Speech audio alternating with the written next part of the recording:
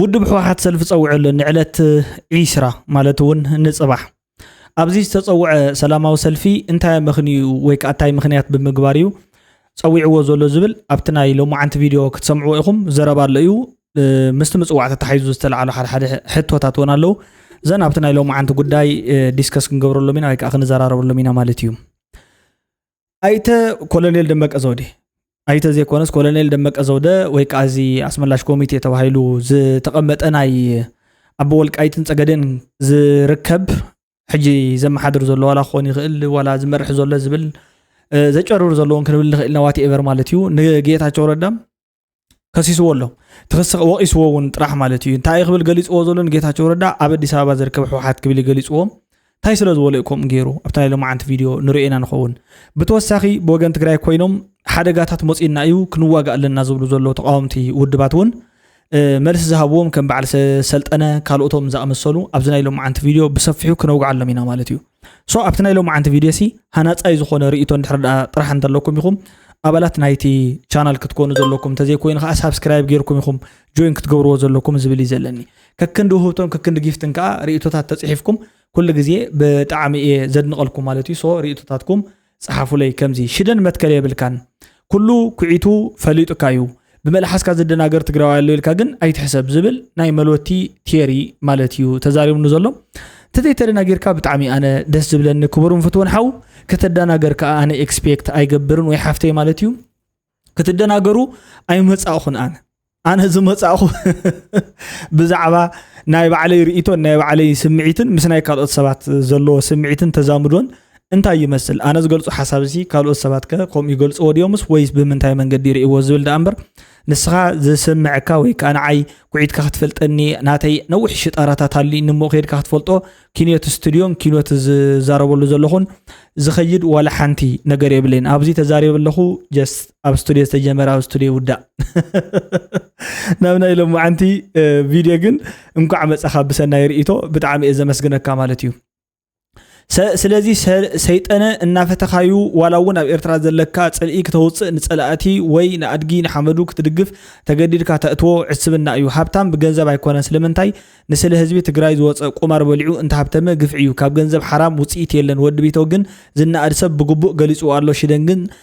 ስምዒታዊ ኢኻ ጸረ ሓቅ ኣምሰሉ ኩሉ ትኽእለሉ ሓቀኛታት ክትድህልን ትፍትን ሓቅ ግን ካብ ህዝቢ ኣይትኸወልን ልኽበጥና ግን ጽባሕ ዝሕፍር እዩ ንመሓዛኻ ሰይጠነ ግን እታ ኣምቡላን ኣምጻኣልና نبلو نتا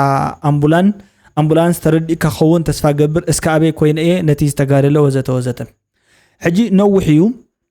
كبرن فتون حاو ذهابا رئيتو أنا بصبيق يخبر اللي إمالتيو سلت أنا سيت أنا وزته زبل رئيتو تاتي هايب كذا لك هبو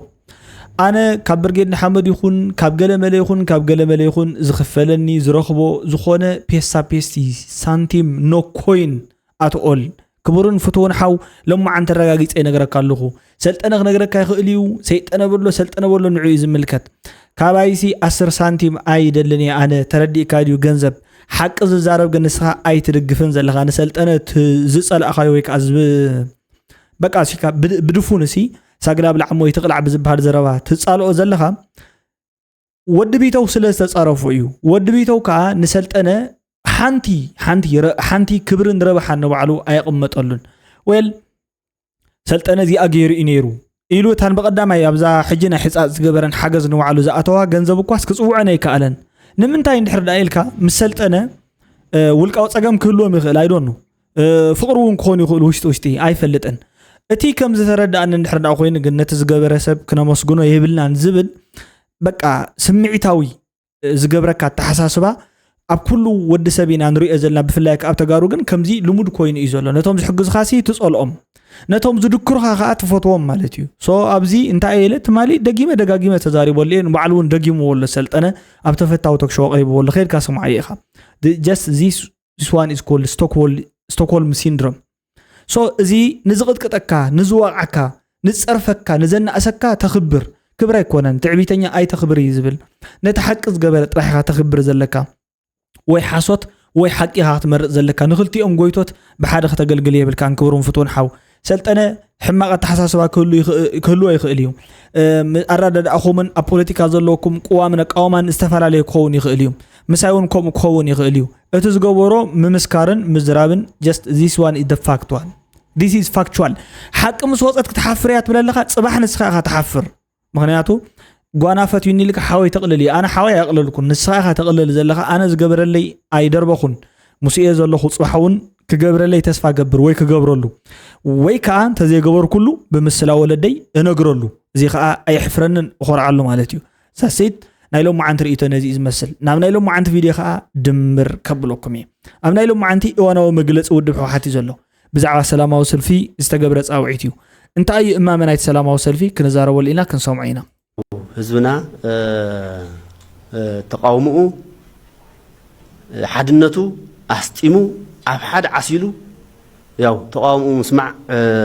ልዑል ድሌት ኣርእዮ ኣሎ ስለዚ ካብዚ በመበጋስ ካብ ዕለት 20 06/2018 ዓመተ ምህረት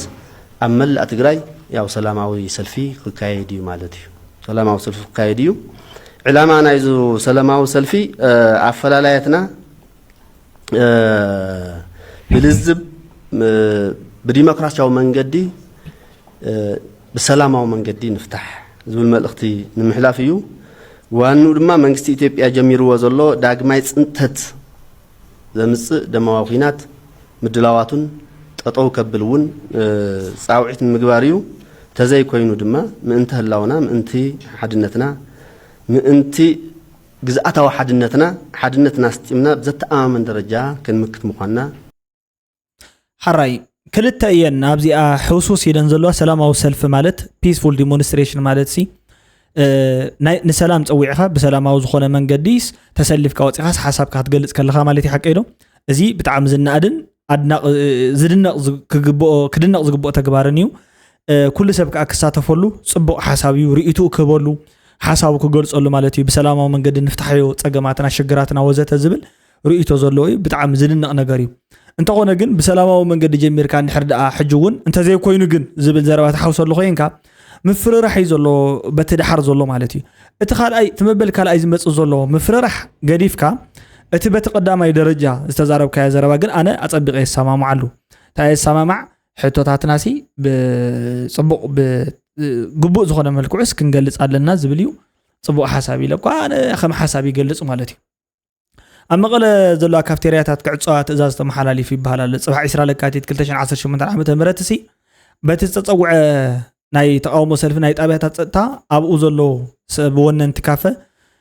ክርከቡ ተባሂሎም ኣለዉ እንድሕር ተዚ ተረኺቦም ግን ንቐፊ ብዙሓት ፀገማት ክወርድዎም ምዃኖም ቅፅዓት እውን ከም ዘለዉ እዩ ዝዛረብ ዘሎ ማለት እዩ بخالوت ودبات جن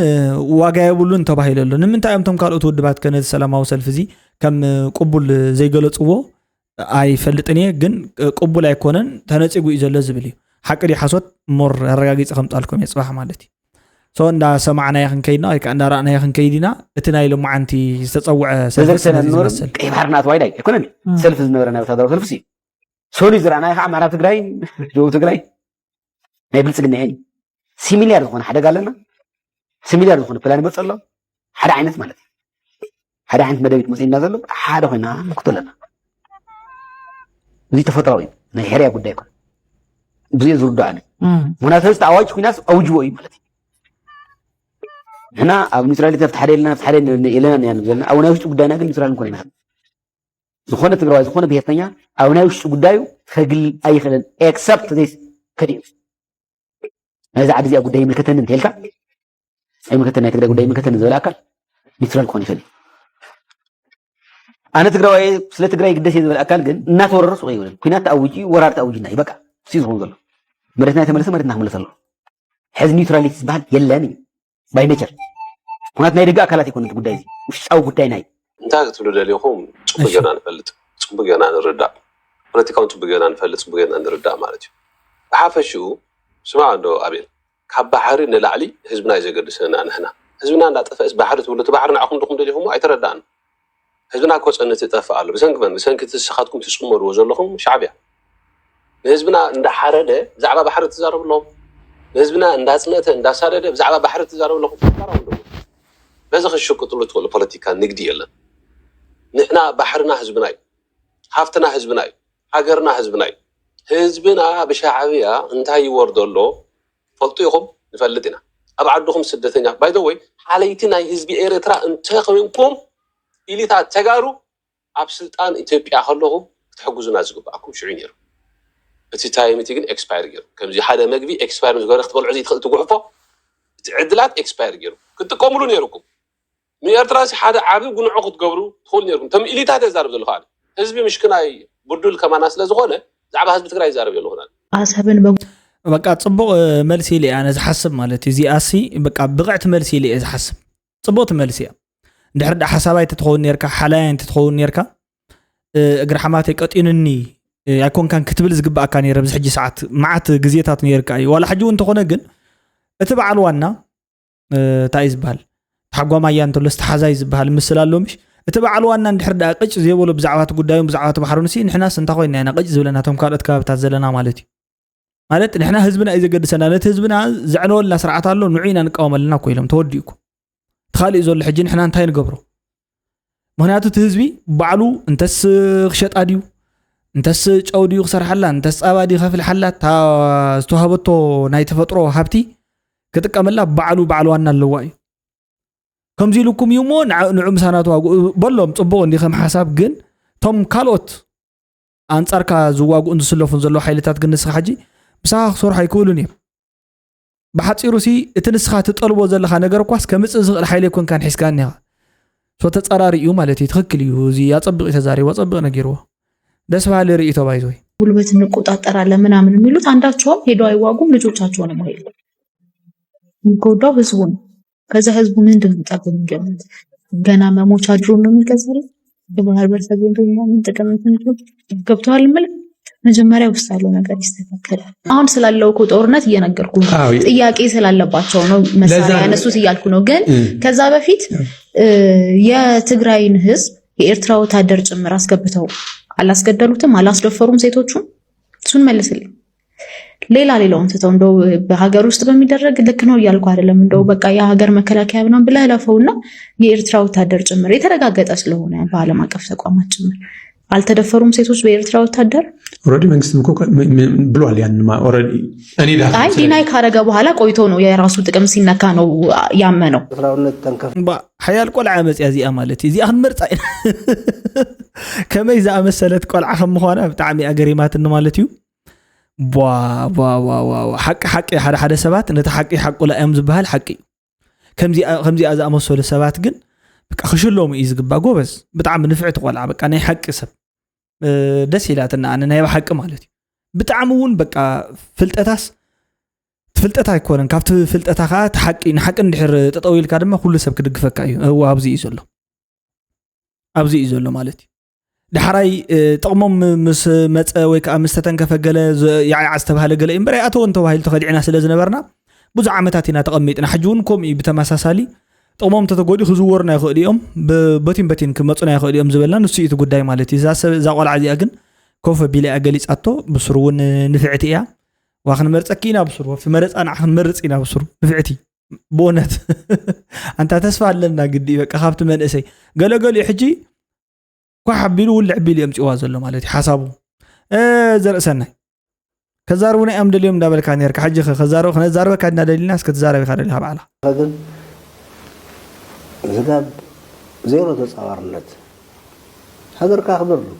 ባንዴራካ ክብር ህዝብካ ክብር ታሪኽካ ክብር ካልእ ነገራት ተሊካ እዚኣ ስቤዛ እዩ ክቐድር ክእል ክሓስር ክእል ተዕርዮ ትኽእል እያ ኣብ ቲክቶክ ኣብ ዩቱብ ኣብ ፌስቡክ ኣለዋ ከዓ እዚ ብዝግንባር ጅግንነት ፈጢረን ማዕረ ሰብኡት ዝብል ዛንታ ነቲ ክጠራጠር ዝኽእል ሰብ ኣብ ዲያስፖራ ደጊሞነ እየን ኣብ ደገ ኮይንካ ንሃገርካ ደው ክትብል ኣብ ሰውራ ዘመስከረ እዩ ኣብ ደገ ኮይኑ ሰውሩ ዝሕግዝ ህዝቢ ነይሩ ኣብ ደገ ኮይኑ ሰውሩ ዝዕንቅፍ ህዝቢ ግን ኣይነበረን ኣብዚኣ ታፍልኒ መዛርብታ ኣይኮንካን ኢልካ ጥራይካ ገዲፍካ ትኸይድ ምክንያቱ ክትሃርሞ ይትኽእልን ኢኻ ዝኾነ ነገር ክትገብር ኣይትኽእልን ኢኻ ሕዚ ናይ መርፃ ቦርድ ውሳነ ከማያ ማለት እዩ ክትኣምኖ ይትኽእልኒ ካብ ደገ ኮይና ንዕንቅፋ ነርና ንድግፋ ነርና ኢሉ ጽቡቕ ሓሳብ እዩ ናቱ ርእይቶ እዩ ተዛሪቡ ግን እንተኾነ ዘርእሰና ይዛረቦ ዘሎ ማለት እዩ ኣብ ደገ ኮይና ከምዚ ጌርና ኣብ ደገ ኮይና ንሕንክፎ ኣብ ደገ ኮይንካ ትጓየ ኣብ ደገ ኮይኑ ዘጓየካ ዘለኸ በቃ ምስ ሓቂ ክዕረቕ ኣይከኣለን ግደፍዎ በቃ ምስ ፍርሒ እዩ ተዓሪቑ ፈሪሒ ኢኹም ዝዛረብ ዘሎ ኣይንሕዘሉን ኢና ይንፈርደሉን ዊልስን ባት ዊደን ጃጅ ቀፂለ ናብ ተቐፂሉ ዘሎ ርእይቶ ወሲኑ እዩ ቅዋም ኸታ እዩ ምርጫ ቦርዲ ዝወሰነ ጌጋ መንግስቲ ኢትዮጵያ ርእዩ ኣያምበል ኩለለው ካብ ምጽኻየ ኩለለው ፖለቲካል መፍትሒ ይፍታሕ ካውና ምንታይ ንኸድ ናፍቲ ሕጋው ንኸድ ሕጋው ከይንኸድ ሕዚ ምን ቀዲሙሎ ፖለቲካ ስለ ዝቀድመ ፖለቲካ ይፍታሕ تردان دلها علامات على اللي حفتي قبول اللي حفتي دوب بلنس متى قد فليم هم يقرأ فليم ترداني بزي مسي بلت أربحال بزي مسي دامت أو زبحال كزارب خليم السنة عامل كتني نايم الزرع مسلوه قبل عليه مورالي يمكن بيتصاوت هي خليم تردان دلها كنا قرأك طب سلزي إزي سرعة البنتي بقى سرعة البنينتي صبح حسابي مالتي صبح حسابي ب ብሔራዊ መረፃ ቦርድ ማለት እዩ ዝተዋሃበ ነበረ ናይ ሓላፍነት ናይ ፌደራል ነበረ ሓላፍነት እግድ ማለት እዩ ክልከላ ተገይሩሎ ነቲ ዝተዋሃበ ውሳነ ማለት እዩ ኣብቲ ቤት ፍርድሲ ኣጊድዎ ኣሎ ክብል ባዕሉ ጌታቸው ከይረዳ ማለት እዩ ገሊጹ ለፍትናቱ ትእዛዝ እንታይ እዩ ኣጊድዎ እንታይ ዓይነት እዩ ማለት እዩ ተዝሓለፈ ክሲ ሰብለ ክንፈ ዳያኒ እዮም ማለት እዩ ወንዶሰን ታደለ አሸናፊ ወርቅነህ ዝባሉ ዞም ሰባት እዚኣቶም ሰለስተ እዮም ዘመልከተ ክስ ዘመልከተ ዲሞክራሲያዊ ስምረት ትግራይ ፓርቲ እዩ በዚሲ ተኣጊዱ ይተዋሂሉ በትናይ ዚኦም ክስ ማለት ሕጂ ብዙሓት ሰባት ታይብሉ ኣለው ነዚኣቶም ሲ ጎብለላ ታምሲልካ ናይ ምርኣይ ስራሕ እኮ እዩ ረእዎም ዚኦም ሲ የእግዱ እዮም ሓላፍነትስ ይዋፁ እዮም ሚልካስ ናብቲ ህዝቢስ ናይ ከምዚ ብርትዐ ወይ ከዓ ኣናብስ እዮም ዚኣቶም እሞ ከምዚ እንድሕር ዳ ሰሪሖም ሲ خالي سبون امنت كحدرولهم نمغبار استبحال امبر ازيوم اگدو بعلي كل زوصو زلكو زعينتو زربات زارو سبات አለው እዮም አነ ግን በቲ በለ በዚ ሐሳቡም ስለዚ ስሙዕ ዘለው ተቃውሞም ስለዚ ስሙዕ ዘለው ባይ ወገን ማለት እዩ ጽቡቃት ቀጽሉ ይዝብሉ በርትዑ ወኸምዚ በለ ጉዳይ ክመጽ ኸለስ ንበርቲዕ ዝብል ማለት እዩ ዝገርም ይኻ ብጣዕሚ ፍሊ ዝበለ ርእይቶ እዮም ሂቦም ዘለው ብጣዕሚ እዮም ካደስ ኢሎም እሺ ናይ ተገይታቸው ረዳን ሓይል ለውጥ ዝበሃል መስሉ እንዲስ አበባ ዝኣተወ ኣብ አዲስ አበባ ዝመሸገ ናይ ህወሓት ወይ ከዓ ዝደፍዕ ናይ ህወሓት አካሊ ዝብል ኮሎኔል ደመቀ ዝተዛረበ ዘረባ እንሄ ማለት ብምንታይ እዩ ዘረባ ምጽዎ ነቲ ናይ ምርጫ ቦርድ ዝነበረ ውሳነ ከዓ ይድግፎ እየኢሉ ማለት እዩ እስከ ነስማዕ ተነስተው በህግ አይሄድም ህወሓት ደፍጣጭ ነው እያሉ ሲያወግዙ ከፌደራል መንግስት እያሉ ሲያወግዙ ይልዋስ ሲያወግዙ ኢኑ ዓለም ብስሩዚ ባይዘወይ ካብቶም ሩእያት ኣነሲ ኣይምልከተንኒ ተዓደስ ከሕዳ ኢሉ ዝሓደ ሰብ ሓደ እዩ ካብቲ ክእለት የብሉን ሓደ እንድሕር ናይ ባሕቂ ኮይኑ ኣነ ማንነታዊ ሕቶ ነይሩን እንድሕር ዳ ዝብል ነይሩ ኮይኑ ኣብቲ ቦታ ኮይኑ ከምዚ ዓይነት ኣምሓርኛ ወን ባዕሉ ክዛረባይ ምኻደ ነይሩ ጽሩይ ማለት ካብ ትግርኛ ሲውጽ ዝበለ ክዛረብ ነይሩ ወገን افتر اول بتغرينيا اندي عبيو ناي تغرينيا ما انداساتي بتغرينيا እንዳውቃዕ ገለ ዝዓበየ ድሕራይ መወዳእታ ዝሓደ እዩ ካብቶም ዝሓደ ሓደ አዘራርቡ እሲ ግርም ካብ ዝብለኩም ዚ 5 ሞቶ እናበለ እናተዛረበ መወዳእቱ ነቲ ናቱ ዘሎ ማንነት ክሒዱ አንጻር ተሰሊፉ ሕጂ ኣብ ዝሓለፈ እዋን ክንሰማማዕና ገለ ይብል ሕጂ ግን ኣይንሰማማዕና ክብል ጀሚሩ ንምንታይ መሬትና እዩ ስለዝበለኮ እዩ በቃ እዚ ፍተው ወጽላዮ መሬትና እዩ ኮን ብለካለና ወድነይ እዚስ መሬትና እዩ حق نغرك لنا እዚ ጉዳይ እዚ መሬትና እዩ ተወዲ እዩ የለውጥ ኃይሎች መስለው መጥተው ግን አይደሉም ይያል ነበር ግን አይደሉም አዋይ አምሐርኛ ነው ሄዶ ቦልቃይ ጉዳይ ሄደ ከይዶም ሲ ኣብ ጉዳይ ወልቃይት ሲ ከምዚ ዓይነት ሕቶ ክልዓል ከሎ ናትና እዮም ዝብል ናትና እዩ ከብለካለና ማይ ካድራይል ካሲ ማይል ካዶ خالي عدن هيلካ خوي ካሊ ሹም ቀይሮሉ ወሰና ማን ጥያቄ ምን ሐሳብ አላችሁ ስላቸው ምንም ልዩነት የላቸው የትኛው የትግራይ ኤሊት የትኛው የትግራይ ድርጅት ግን ምንድነው የነበር ሐሳባቸው የወንበር ልዩነት ካልሆነ ሐሳብ ልዩነት የላቸው ናይ ኣብታ ወንበር ይንበር ከይዶም ሲ ኣብ ጉዳይ ወልቃይት ብዝምልከት ሓንቲ ዓና ሐሳብ ይዘለዎም كلهم بزعبا انتي حسابكم إلا أنت تطيقنا يومس معرئنا ملس نركب يزبل صبو تحاتيتنا يومس معرئ ملس يوم زوبنا يبل የተለየ ህወሓት የተሻለ መፍትሄ ይዞ የተሻለ ዲሞክራቲክ አስተሳሰብ ይዞ የመጡ ኃይሎች እንዳልሆኑ የትላንትና መግለጫ በጣም እኛ ክሊር አድርጎልናል። ዝተፈለየ ሓሳብ ሒዞም ከም ዘይመፁ ከዓ እቲ ናይቲ ማል ነበረ መግለፂ ክሊር ገይርዎ እዩ ዝብል እዚ ቆልዓ ዘሎ እዚ ጋዜጠኛ ኮይኑ ዝሓትት ዘሎ ክልተ ጋዜጠኛታት ኣለዉ ካብኣቶም ተሓደ በዚ ኮይኑ ዝሓትት ዘሎ ኩሉ ግዜ ኣብቲ ናይ ወልቃይት ምምላስ ሕቶ ኮሚቴ ኣለኹ እየ ባህላ እዩ ሓደ ማለት እዩ ኣለኹ እየ ዝብል ንሱን ከም ብተመሳሳሊ እዩ እዚኣቶም ኣብቲ ዝነበረ ስርዓትን ምሕደራን ናይ ውድብ ህወሓት ዝበደሎም ወይ ከዓ ሽዑ ተኸፊና ኢና ወይ ከዓ ከምዚ በዲሎም ንኣዮም ወይ አንጋላቲዖም ንኣዮም ኢሎም ዝወፁን ዝኾረዩን ሓይልታት ምዃኖም የክነግረኩም ደልየ ካብቶም ዝኾረዩ ሓይልታት እዚኣቶም እዮም እምበር ካሊእ ዋላ ሓንቲ ሕቶ ይነበሮምን ግን ዝኾረዩ እዮም ነይሮም እዚኦም ብፍላይ እዚኦም እየ ዝብል ዘለኹ ኣብቲ ህዝቢ ካሊእ ሕቶ ክህሉ ይኽእል ኣይፈለጥኩን ተልዩ እውን ወሰሚዕኻ ይህን ተባሂልካ ክፍታሕ ንቡር እዩ ማለት እዩ ምክንያቱ እዚ መፍትሒ ተዘይጌርካሉሲ ዘለኣለምካ ናትኩም ናትና እናተባሃልካ እናተዋጋእኻ ይትነብርን ኢኻ መፍትሒ ተቐምጥ ትኽእል ኢኻ እዞም ከምዚ ዝበሉ ዝኾረዩ ሓይልታት ግን ዋላ ሓንቲ ክትገብሮም ኣይትኽእልን እንተኾረዮም ክርፈፉ ይኽእሉ እዮም እምበር ተሓርሶ ዝነበርካ መሬት ሲ ኮርኤ ሞ ይህበካን ዝብል ሽሕነና መሬት ገይሮም ከምዚ ናይ ቀደም ኢትዮጵያ ህዝቡን ለዓለምም ግልጽ የሆኑበት ናቸው እነሱ ሰዎች ድርጅታዊ ሳይሆን ዘርም ጭምር እውነት የላቸውም ወይ የሚያሰኝ በየነማሱ ትግራይ ዝመልከት መንግስት ኢትዮጵያ ዝሓዘ ዓላማ ናይ መንበርከኽ ትግራይ ናይ መንበርከኽ ትግራይ በዲሞግራፊን በጂኦግራፊን ኩርማ እያ ትርጉም አልባ ዘይብላ ምግባር እያ ዘይትትንፍስ ምግባር እያ እዚኣ ምግባር ግን በኢኮኖሚ ትመጽእ በፖለቲካ ትመጽእ በወታደራዊ ጉዳያት ትመጽእ ዲሞግራፊ ትመጽእ በጂኦግራፊ ትመጽእ ብዝተፈላለዩ መንገድታት ኢኻ ትመጽእ ስለዚህ ቶም ጉዳያት እቲኣቶም መፈጸም እዮም ሓራይ እዚ ኣይኮነን ጠፊእና እቲ መፍትሒ እዩ ጠፊእዎ መብዛሕትኡ ሰብ ሕጂ ዝኾነት እዋን ነይራ ግብፅሲ ማለት እዩ ኢትዮጵያ ነቲ ዓብይ ግድብ ከይትግድብ ብዙሓት መንገድታት ክትመጽእ እያ ይብል ነይሩ ክቡር ቀዳማይ ሚኒስተር ነበር መለስ ዜናዊ ሕጂ ክተፈራርሕ እያ ንሕና ከዓ ንኽተሉ ሓደ ነገርታ እዩ ይብል ነይሩ ዘይምፍራሕ ቀሊል መንገዲ ማለት እዩ ኣብ ትግራይ ሲ ብተመሳሳሊ ማእኸላይ መንግስቲ ንምንታይ እዩ ክንደዚ ዝኣክል ብዲሞግራፊ ብጂኦግራፊ ከዓፅዋ ፈቲኑ ከኣሰፋፍራ ህዝቢ ማለት ዲሞግራፊ ብጂኦግራፊውን ከምኡ ተመሳሳሊ ኣቀማምጣ መሬት ማለት እዩ ንምንታይ ብክልቲኡ ከዓፅዋ ፈቲኑ እንድሕር ኢልካ ሓሲብካ ንዕኡ ተቃዋሚት ሓይሊ ኮይና ክትርከብ ክኢላ ማለት እዩ ብምንታይ ብዝተፈላለዩ መንገድታት ሶ ዘለካ መማረፅታ እዩ ንዕኡ መፍትሒ ክኸውን ዝኽእል ዘይምቅዋም ከፈራርሕካ ተይልካ ዘይምፍራሕ ኣይትሰርሑን ኢኹም ተይልካ ምስራሕ ንዕኡ እንዳተኻትዓኻ ዘለኣለም ካስኡኢልካ ምዝራብ ኣይኮነን ነቲ ህዝቢ ወዲብካ ኣወፊርካ ስራሕ ዕድል ኣብ ተፈጠሩ ቦታታት እውን በዓላቶም ኣጆኹም ኢልካ ኣንፊዕኻ ቴክኖሎጂ ዝፈቱ መናእሰይ ኣሳቲፍካ ተሓባበሩ ንዕስከ እዚ እስከ ነግበር ገለ ኢልካ ወዲብካ ገለ ናብ ስራሕ ኣትትክእል ኣለካ ማለት ተዘይ ኮይኑ የፈራርሐና ኣለሞ ክንፈርሒና ዝብልሲ ስናት ሶሉሽን ፕሮፐር ኣይኮነን ኢለ ግምት ኣነ እዚ ከዓ ኣነ ክዛረቦ ይኽእል እየ ኣብ መንጎ ናትካን ኣብ መንጎ ናተይን ዘሎ ኣፈላላይ ኣነ እቲ ሓበሬታ ከምዚ ይበሃል ኣሎ ክብል ይኽእል እየ ንስኻ ግን ኖት መፍትሒኡ ከምዚ እዩ ክትብል ዝግባእካ ነይሩ ሶ ተጋላቢጥና ደልን ሓቂ ኢሉ ኣነ ንስኻ ጀስት ኢንቨርስ ሪያሊቲ እቶም መፈጸም ተግባራት እውን ክትቃወሞ መለካ ትኽክል እዩ ግን እቲ ኣድማዕ ዝኾነ ውፅኢት ዘምፅእ ግን መንግስቲ ኢትዮጵያ ንትግራይ ዝምልከት ዝሓዞ ዕላማ ዘለዎ እዋን ንሱ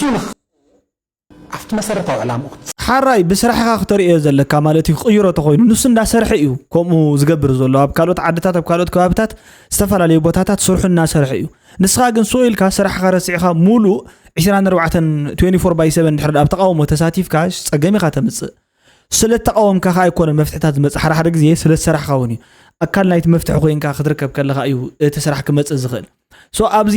ዘሎ ፀገማት ኣነ ከም ዝረኣየኒ ዘሎ እዞም ሽግራት እዚኣቶም ብጠቕላልኦም ናይ ብሓቂ ማለት እዩ መፍትሕታት ከምፁ እንድሕር ደኣ ኮይኖም ሓበራዊ መፍትሕታት ክንናድ እንድሕር ደኣ ኮይና መንእሰይ ዝበለኩም ክትሰምዑ ኣለኩም ኣካል ናይቲ መፍትሒ ክትኮኑ ኣለኩም ኣብቲ መፍትሒ ክትሳተፉ ኣለኩም ካብቲ ፀገም ንላዕሊ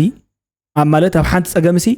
100 ግዜ ደጋጊምካ ነፀገም ተወጊዕካዮ ፍታሕ ክኸውን ኣይኽእልን ሓደ ግዜ ነቲ ፀገም መፍትሒ ክኸውን ተናድዮ ኣኼባ ግን ፍታሕ ከምፅእ ይኽእል እዩ ሶ ኣብዚ ክንፈትሕ ዶ ይኮናና መናእሰያት ንምንታይ ድዮም ተወሊዶም ዘለዉ ንምንታይ ድዮም ተማሂሮም ዘለዉ ንምንታይ ድዮም ዓብዮም ዘለዉ ንፀገማት ነቶም ፕሮብሌማት ሶሉሽን ከምፁ ካብቲ ፕሮብሌም ዶሜን ናብ ሶሉሽን ዶሜን ትራንስፈር ገብሮም ሃው educationally بفلتت بستحجزه تكنيكالي ميتد بزلوا تكنيك بزلوا خكايد يم حقر مفتح خمسة تخيرهم انفولو فغور لهم كساتفو قول لهم نسخه كم غوانا اخا تري ان زخونه يكون منئسي توقيسو كان بعلو تخري اخا تاسر اخا تنقفو اخا ترعد اخا تفرح اخا زلها سو ندحر كم زير كايو اكل لايت مفتح يكون نسخه ون تاي تبللها مسو تتحيز كاسي مستي نحنا كو خمزينا نغبر زلنا زبزول امريحنت تقمط كان سخاكو عيني خا تبايل كان عيني جنباري خانها ناي قلوع سغا مالتي نقدمسي كتركب تخيل نقدمسي كسمع الله وتبهالك اخا بهالي خاص مريح منقدختاري اخا تبايلك امو تتنغرن زلها تدغم لي انا انت غبري مفتاح تمص اندحر كوينكا نغركا كو الله انا اساتفوم تمناسي اكبوم توم حزبتاتنا بحده يمصو حسابهم يغلصو اهيلكا سمع نتمنسي قالن ودن وزت اندابلك ايتمقاقلو زخدن زهدمن اندابلك وناي تفرح حدا ايتطرطرو كساب عرسها تطرطر اندحر كوينكاسي صقملك فرح سب طرح فرح سب يبلو كبد ميكائيل كفو سب فرح انت طراطارن يبلو اب صحفيه مصحف يرئي قمو فرح سبسي كفو سبسي فرح انت طراطارن مخنياتو مشيت كخيد كله زرخو زخونه يكون اشتلي ولا غوچ غله ترخيب كوف زبلن وعلو اكلديو قتلن خندي اجر صبين زو لغله يبل نمنتاي فرح كفويو كفاتي حسب زو لبو توم كفو ززرو حماقيم زعصدو موتيم زعصدو سلازي بخفو منقد اي تخيدو ونت منسي بصبوق منقدي كيلو كقاوم كل حسابو تحسابو طرح سمعوه يخيدنا دا يخيدنا زي يخيد تخوينو مقرم تهبو بتعقس تحلفو بتمرت ولصو تخوينكم بغزي هابو غزي انت ترديو كنبب غورو كردو امنتان سيمبوزيومات كفوتلو ناي مصنعت بوتاتات الله توم زلو عدنا زلو غجيتات معراتهم كلهم اخولاتهم توم هنصاتاتهم فوقاتون اخولاتهم نزي كون هايلاند انداسته ناي حسوت ريبورت خابز كبرلو مالتي سو ابزي زول تصقم اكل لايت مفتحي يكون امبر اكل لايت تصقم ايتخون نبعلهاتكم ايتخونوا طبعا لك افت مسرته اعلام اخات قوم زلك مسارتاو علامه حجنوس እንዳሰርሕ ይዝቃወመካ ዘሎ ንሕና መብልዕ ዘይብልና ኢና ንቃወም ዘለና ጾምካ ድማ ምቋማ ይካኣለኒ ዋት ኤቨር ቶክ ዩ ቶክ ማለት እዩ ዋላ ናይስ ዝኾነ ቴክኖሎጂ ሃልኻ ብጽቡቕ ስማርትፎን ዋላ ተተዛሪብካ ዋጋ ያብሉን ኢሉ ክብር ቀዳማይ ሚኒስተር መለስ ዜናዊ ተዛረቡ ያው ኢኮኖሚክ ፎረም ቀደምሲ ስማርት ዝኾነ ዘረባህ ተዘረቡ ዒልካ ብጽቡቕ ስልኪ ብጽቡቕ ቴክኖሎጂ እንተተዛረቡ ዓዲ ክልውጥ ኣይክእልን ኢሉ ዛሲት መፍትሒ ይኮነን ማለት ተን መማረጽ ክንተ እንዴ እሺ ወይ ምሻዕብያ ዘለና ነገር በሰላም ፈቲና ካኡ ኔክስት ቦዚ ዘለናውን በሰላም ንፍታሕ ክንብል ምክንያቱ ቦዚ ዘሎ በሰላም ፈታሕ ይደልን ይልና ወልቃይት ከም ድሬዳዋ ካብ ሕገ መንግስቲ ወፃኢ ብናይ ባዕለይ ውሳነ ክትከድ እየ ዝደልያ ይልና እዚ ንቕበሎ ሓበና ኢልና የውን ተኩሰ መሊሰዮም ደው ቂዕዮም ደው ይብለሎ ሱ ከከም ሽጣራን ፀገም የለን رايا خحزو ينير اسكا حز ويس نتا رايا حديقوم كويهم زخور زلو خنريا إنا فانا قل اسكا دحان كلتي النور هادر انبالليل نالو كيبيا بشعوية قن سلام كنقبر نخلينا دحان ساقام يلان حناون سلام دولينا صومون سلام تدوليهم نرادا دائل هزبي الراقب تو عبو زنبرزو لعنة نصير راقفل قسن داولينا بتكالات قسن داولينا مرحة الغدي حمتي عنه وحجي تي زربها صبقيو كلتا ممارص يزلنا زبل تي فولس دايلما زبحال حساب ناي لوجيكيو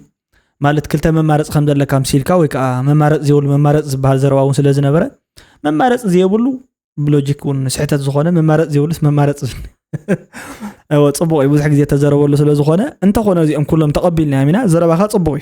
ابتحجي زلكا زربا بسلام نفتنم